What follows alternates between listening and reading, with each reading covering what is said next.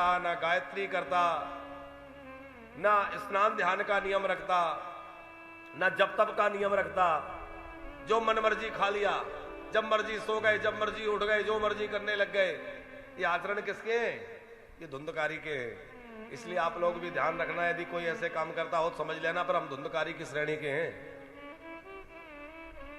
जब मर्जी सोने लग गए, जब मर्जी उठ गए, जब मर्जी खाने लग गए, ये तो पशुओं की प्रवृत्ति है कि नहीं? भाई मनुष्य में और पशु में यही तो अंतर है, मनुष्य के सोने का जागने का समय निश्चित है। अच्छा, आपने कभी किसी पशु पक्षी को देर तक सोते देखा है?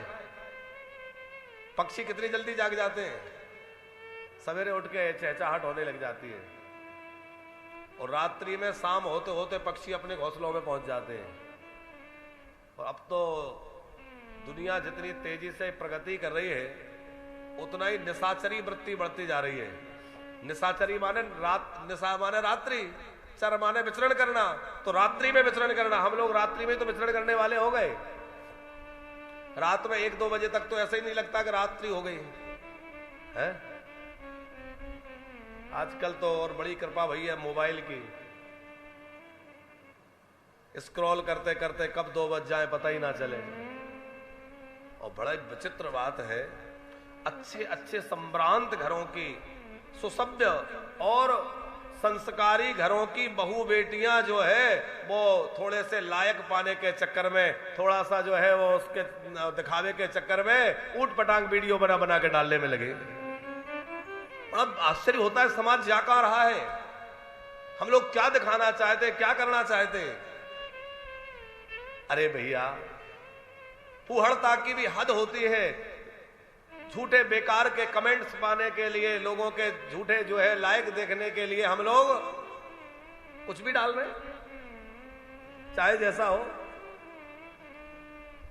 ऐसा ना हो, क्योंकि इससे हमारा जीवन तो दूषित हो ही रहा है, हमारे आने वाली पीढ़ी बहुत ज्यादा दूषित हो जाएगी।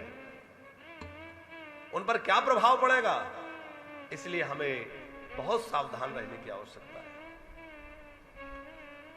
धुंधकारी जो है वह शास्त्र के अनुसार जीवन नहीं जीता, और जो व्यक्ति शास्त्र अनुसार जीवन नहीं जीता वो धुंधकारी की श्रेणी का है, और जो व्यक्ति शास्त्र के हिसाब से जीवन जिए वो गोकर्ण जी की श्रेणी का है। अब आप अपने आप अंदाजा लगा लेना कि हम किस दिशा में हैं, क्योंकि कथा एक दर्पण है, वो हमें दर्पण दिखा रही है कि हम कहां हैं। अपने आप को भी तो देखना है। हम रावण के ज्यादा नजदीक हैं कि राम के ज्यादा नजदीक हैं? हमारा आचरण रावण से मिलता है कि राम से मेल खाता है? हम कैसे हैं? कहीं हम वो काम तो नहीं कर रहे जो राक्षसों के हैं? क्या हमारे द्वारा कोई ऐसा काम तो नहीं हो रहा जो शास्त्र विरुद्ध है? आत्मचिंतन व्यक्ति को निश्चित करना चाहिए, लेकिन आज हम लोगों के पास इतना समय ही नहीं है कि हम अपना आत्मचिंतन करें।